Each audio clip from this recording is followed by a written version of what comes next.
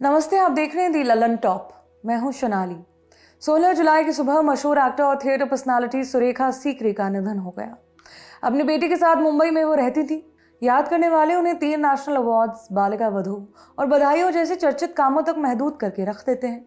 मगर सुरेखा सीकरी इससे कहीं ज्यादा चीजों के बारे में थी।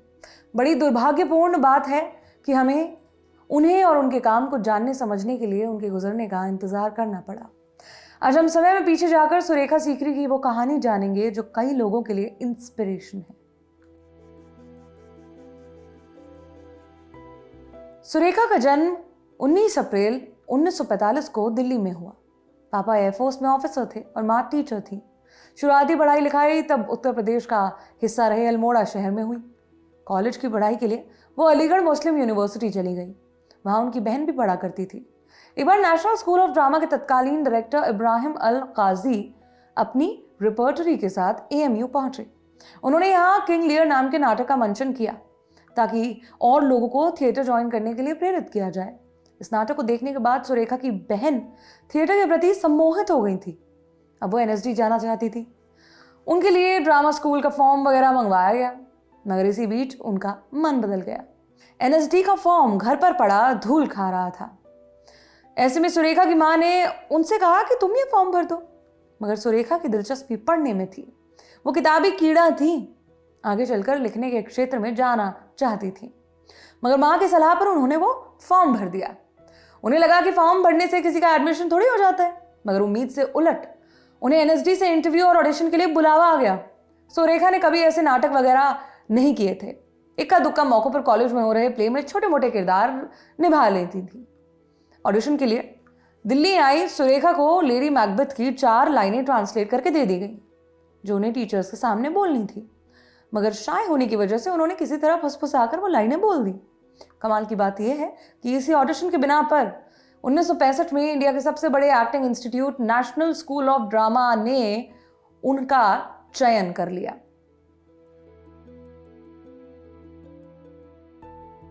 राज्यसभा टीवी के चर्चित टॉक शो गुफ्तगू में एंकर इरफान से बात करते हुए सुरेखा एनएसडी में अपने पहले नाटक की कहानी बताती हैं। वो बताती हैं कि ड्रामा स्कूल में Greek tragedy play the Trojan woman का मंचन होने जा रहा था। इसे मंचन के लिए उर्दू में ट्रांसलेट किया गया था। इस प्ले में ओम शिवपुरी समेत कई बड़े और अनुभवी एक्टर्स के साथ सुरेखा को भी कास्ट किया गया था। वो इसमें हेलेन ऑफ ट्रॉय का छोटा सा किरदार प्ले कर रही थी। नाटक शुरू हुआ, सब कुछ स्मूथ चलने लगा, मगर जैसे ही सुरेखा को अपना रोल प्ले करने के लिए स्टेज पर आने की बारी आई, वो भयानक नर्वस हो गई। वो चलकर स्टेज पर जा ही नहीं पा रही थी। उनके घुटने जाम हो गए। जैसे तैसे स्टेज पर पहुंची तो मुंह से डायलॉग ना निकले। डर के मारे गला रूंध गया। किसी तरह वो अपना डायलॉग बोलकर बैक स्टेज चली गई। सुरेखा सीकरी बताती हैं कि उन्हें नाटकों का कोई अनुभव ही नहीं था। ऐसे में उन्हें सीधे देश के सबसे बड़े ड्रामा इंस्टीट्यूट के स्टेज पर चढ़ा दिया गया। नर्वस होना लाजमी था। इस घटना के बाद भी सुरेखा को एक्टिंग और ड्रामा जैसी चीजें समझ में ही नहीं आ रही थी और समय बीतता जा रहा था। एक दिन सुरेखा ऑडिटोरियम में बैठकर स्टेज पर लाइटिंग का काम होते देख रही थी। अचानक उन्हें ऐसा आभास हुआ कि उन्हें सब कुछ समझ आने लगा। इसके बाद वो थिएटर और एक्टिंग को फुल ऑन एंजॉय करने लगी। अपना 3 साल का कोर्स पूरा करने के बाद सुरेखा एनएसडी की रिपोर्टरी के साथ काम करने लगी। वो 15 साल तक दिल्ली में नाटक करती रही। इस दौरान उन्होंने यूरिडिस, द चेरी ऑर्चर्ड और लुक बैक इन एंगर जैसे विश्व प्रसिद्ध नाटकों में हिस्सा लिया। दिल्ली के पुराना किला में हुए ऐतिहासिक प्ले तुगलक की कास्ट का भी वो हिस्सा रही थी। इसमें उन्होंने सौतेली माँ वाला किरदार निभाया था। दिल्ली के ड्रामा सर्किट में 15 सालों तक काम करने के बाद सुरेखा मुंबई आ गई। मुंबई आने के पीछे उनकी वजहें थी। पहला, वो दिल्ली छोड़कर किसी भी दूसरे शहर जाना चाहती थी, क्योंकि दिल्ली में उनके साथ एक निजी हादसा हो गया था। साथ ही रिपोर्टरी में एक्टर्स अब उस डेडिकेशन के साथ काम नहीं कर रहे थे। वो बहाने बनाकर रिहर्सल वगैरह से गायब हो जाते थे। उनके मुंबई शिफ्ट होने की दूसरी वजह थी कि इस शहर में उनकी बहन का फ्लैट था। मुंबई आने के बाद सुरेखा थिएटर करने की कोशिश कर रही थी, मगर यहाँ बड़े क्लोज थिएटर ग्रुप्स होते थे, उसमें बाहरी लोगों को जगह नहीं मिल पाती थी। तो इस पर सुरेखा की नेटवर्किंग भी बहुत अच्छी नहीं थी। वो बहुत व्यवहार कुशल नहीं थी। यही वजह रही कि 80 के दशक में मुंबई आने और वहाँ 40 साल गुजारने के बावजूद उन्होंने एक भी नाटक में हिस्सा नहीं लिया। थिएटर के क्षेत्र में योगदान के लिए सुरेखा को 1989 में संगीत नाटक अकादमी अवार्ड से नवाजा भी गया था। मुंबई में सुरेखा सीकरी को कुछ लोग जानते थे। दिल्ली के भी कई एक्टर्स मुंबई आकर या तो फिल्मों में काम कर रहे थे या काम पाने के लिए स्ट्रगल कर रहे थे। कुछ लोगों के सुझाव के बाद सुरेखा को 1978 में आई फिल्म किस्सा कुर्सी का इसमें काम करने का मौका मिला। ये पॉलिटिकल सटायर फिल्म थी जिसमें Shabana Azmi lead role play कर रही थी। उन्हीं दिनों पैरेलल सिनेमा के जाने माने नाम गोविंद निहलानी तमस नाम की एक टेलीफिल्म बनाने जा रहे थे। सुरेखा के काम से प्रभावित होकर उन्होंने अपनी फिल्म में उन्हें काम ऑफर कर दिया। इस टेलीफिल्म में उनका रोल राजो के नाम से एक मुस्लिम महिला का था जिसका बेटा और पति दंगाइयों की भीड़ का हिस्सा है।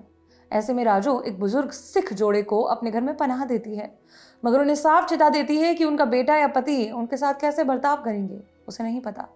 राजू का किरदार निभाने के लिए उन्हें बेस्ट सपोर्टिंग एक्ट्रेस का नेशनल अवार्ड मिला। अपने करियर में एक बार राष्ट्रीय पुरस्कार से सम्मानित होना हर आर्टिस्ट का सपना होता है।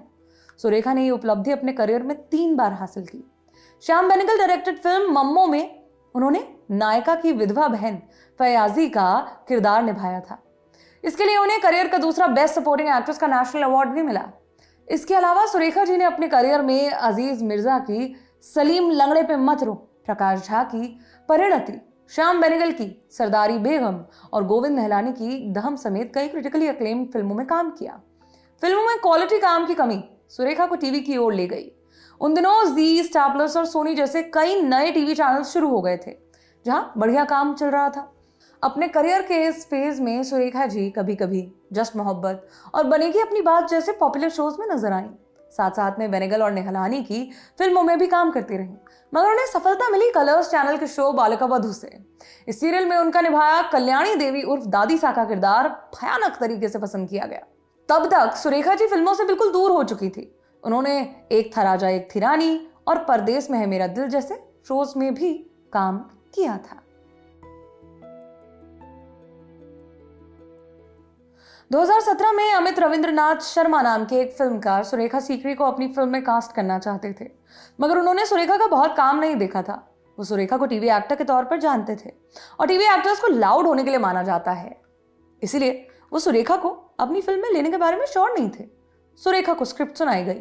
उन्हें फिल्म की कहानी के साथ वो किरदार भी बहुत पसंद आया जिसके लिए उन्हें कंसिडर किया जा रहा था, मगर नरेशन के 2-3 दिन बाद तक अमित की टीम की ओर से उन्हें कोई खबर नहीं मिली।